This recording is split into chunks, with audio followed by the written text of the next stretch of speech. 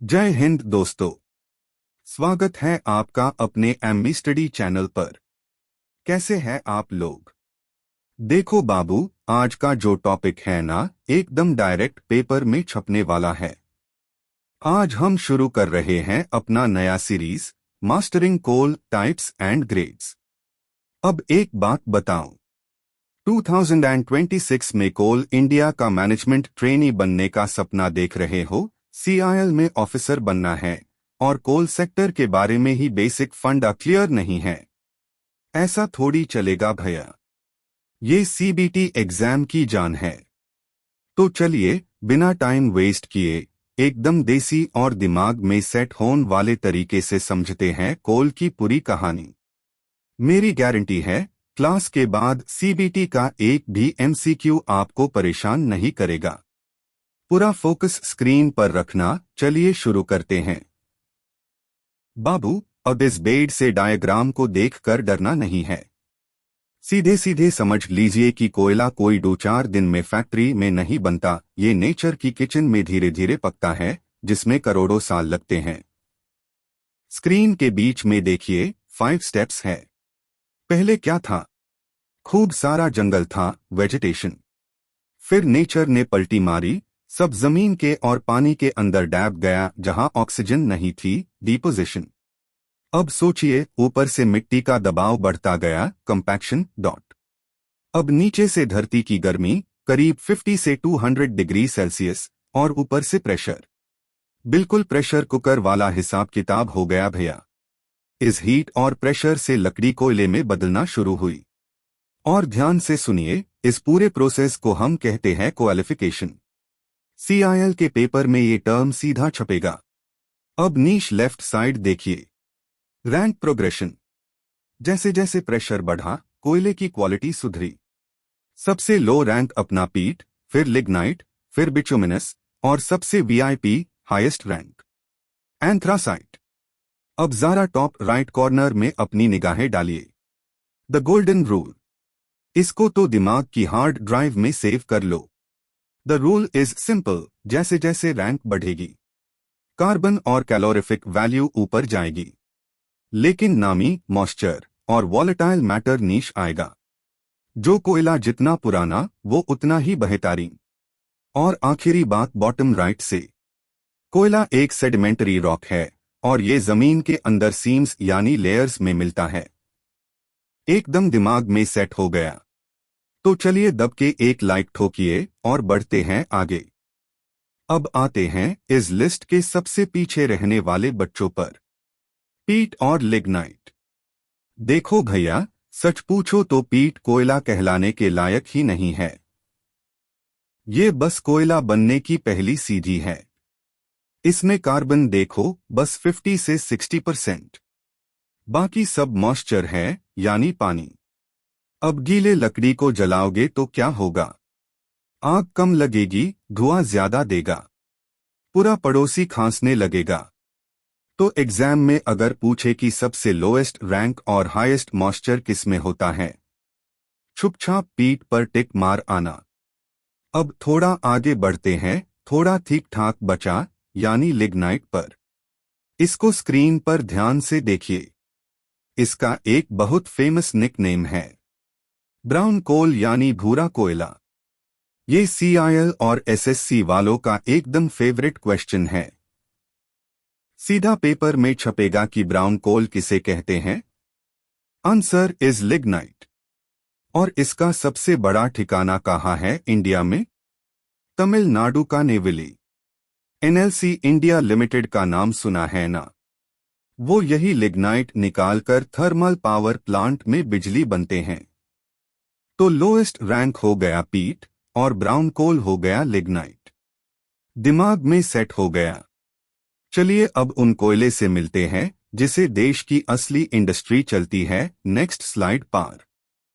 बाबू, अब उन दोनों बाँछों को छोड़िए और स्क्रीन पर देखिए। अब एंट्री हो रही है कोल इंडस्ट्री के हैवीवेट्स की, बिटुमिनस और एंथ्रासाइट। ये असली खिलाड़ी है। पहले बात करते हैं बिटुमिनस की। ये समझ लीजिए कि ये इंडिया का आम आदमी है जो पूरे देश का बोझ उठता है। इंडिया में सबसे ज्यादा कौन सा कोयला मिलता है? बिटुमिनस। थर्मल पावर प्लांट हो, स्टील कंपनी हो या सीमेंट फैक्ट्री, हर जगह यही चल रहा है। तो सीआईएल के पेपर में अगर लिखा हो most abundant and widely used coal in India, तो सीधा बिटुमिनस पर निशाना लगाना है। गलती की गुंजाइश नहीं होनी चाहिए।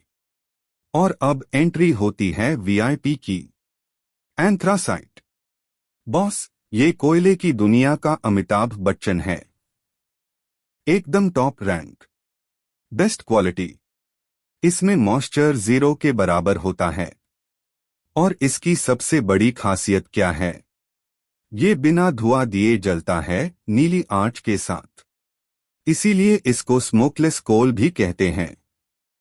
नोट कर लीजिए इसको। और ये इंडिया में हर जगह नहीं मिलता, सिर्फ और सिर्फ जम्मू एंड कश्मीर के कारगिल वाले इलाके में थोड़ा बहुत मिलता है। तो अपना आम आदमी हो गया बिटुमिनस और वीआईपी हो गया एंथ्रासाइट। कोयले का रैंक सिस्टम दिमाग में छाप गया। तो चलिए अब थोड़ा टेक्निकल होते हैं और समझते हैं कोकिंग और नॉन कोकिंग का बवाल। चलिए दोस्तों, अब थोड़ा ध्यान से सुनिएगा। सीआईएल के पेपर में एक क्वेश्चन इस स्लाइड से पक्का आने वाला है। पहले क्या होता था ना, देश में नॉन कोकिंग कोल को यूएचवी यानी यूजफुल हीट वैल्यू के हिसाब से नपते थे। लेकिन ध्यान दीजिए, 1 जनवरी 2012 से सरकार ने सिस्टम बदल दिया। अब क्या चलता है? अब चलता है GCV, gross calorific value. International standard है ये। एग्जाम में सीधा पूछेगा, which parameter is currently used for grading non coking coal in India? Answer क्या होगा? जीसीवी। अब इस जीसीवी सिस्टम में 17 ग्रेड्स बना दिए गए हैं, G1 से लेके G17 तक। G1 है एकदम टॉप क्लास, जिसकी वैल्यू 7000 किलो कैलोरी पर केजी से ज्यादा होती है। और G17 है एकदम बॉटम वाला, 2500 से भी कम। ठीक है, बस आपको ये याद रखना है कि ग्रेड 1 बेस्ट क्वालिटी है और यूनिट याद रखिएगा किलो कैलोरी पर केजी। बस इसे बाहर कुछ नहीं आएगा इस टॉपिक से। आगे बढ़े। चलिए दोस्तों, अब थोड़ा कोयले को नहला धुला देते हैं। टॉपिक है कोल बेनिफिशिएशन, जिसको आम भाषा में हम कहते हैं कोल वॉशिंग। अब एक बात बताइए, घर में जब चावल बनता है तो उसमें कंकर स्टोन्स होते हैं ना? मम्मी क्या करती है? कंकर निकल के फेंक देती है, तभी तो खाना बनता है। बस एग्जैक्ट यही काम कोल इंडस्ट्री में होता है। इंडिया के कोयले में ना मिट्टी, पत्थर और कचरा बहुत मिला होता है, जिसको हम टेक्निकल भाषा में ऐश कहते हैं। अब ध्यान से सुनना, ये सीबीटी एग्जाम का डायरेक्ट क्वेश्चन है। इंडस्ट्री में कचरा अलग कैसे करते हैं? एक टेक्निक होती है, दिमाग में बैठा लीजिए, डिफरेंस इन स्पेसिफिक ग्रेविटी। आरी भैया, कोयला हल्का होता है और पत्थर भरी।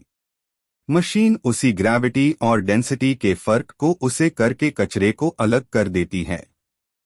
अब उस धुलाई के बाद जो चमकीला टॉप क्लास कोयला निकलता है, उसको बोलते हैं वॉश्ड कोल। इसमें ऐश एकदम कम होता है। फायदा क्या हुआ?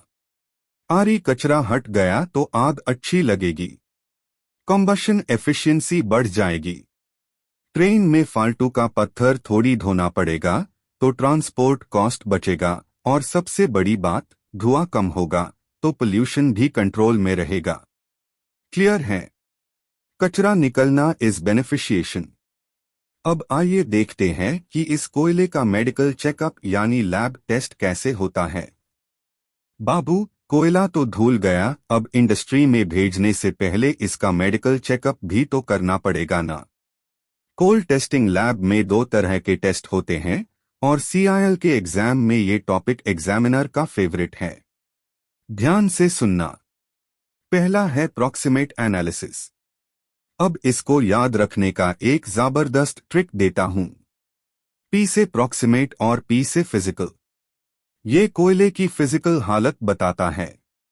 इसमें 4 चीजें चेक होती है: नामी, मॉइस्चर, वॉलेटाइल मैटर, ऐश और फिक्स्ड कार्बन। अगर पेपर में पूछे कि मॉइस्चर और ऐश किस एनालिसिस में मेजर होता है तो सीधा प्रॉक्सिमेट पर टिक मरना। गलती से भी दूसरे पर मत जाना। दूसरा टेस्ट है अल्टीमेट एनालिसिस। भाई, ये कोयले का एकदम डीप ब्लड टेस्ट है। ये देखता है कि कोयले के अंदर केमिकल कॉम्पोजिशन क्या है। इसके अंदर हम ढूंढते हैं चॉन्स। सी से कार्बन, एच से हाइड्रोजन, ओ से ऑक्सीजन, एन से नाइट्रोजन और एस से सल्फर। एग्जाम में क्वेश्चन आएगा, which analysis determines the elemental composition like nitrogen and sulphur? Answer क्या होगा? Ultimate analysis. तो फिजिकल बोले तो प्रॉक्सिमेट और केमिकल बोले तो अल्टीमेट। दिमाग की हार्ड ड्राइव में सेव हो गया। बहुत बढ़िया। तो दोस्तों, आज हमने कोल के टाइप्स और ग्रेड्स का पूरा पोस्टमार्टम कर दिया। मुझे नहीं लगता कि अब इस टॉपिक से आपका एक भी नंबर कटेगा। सीबीटी एग्जाम को तोड़ना है, फोड़ना है और इस बार सिलेक्शन लेकर रहना है। अगर आज की क्लास दिमाग में एकदम सेट हो गई है तो दबा के एक लाइक ठोक दीजिए। अपने दोस्तों के साथ इस वीडियो को शेयर करिए जो कोल इंडिया की तैयारी कर रहे हैं। और हाँ, अगर नए हैं तो अपने एमई स्टडी चैनल को सब्सक्राइब कर लीजिए और बेल आइकन दबा लीजिए ताकि अगली क्लास की नोटिफिकेशन सीधा आपके फोन पर आए।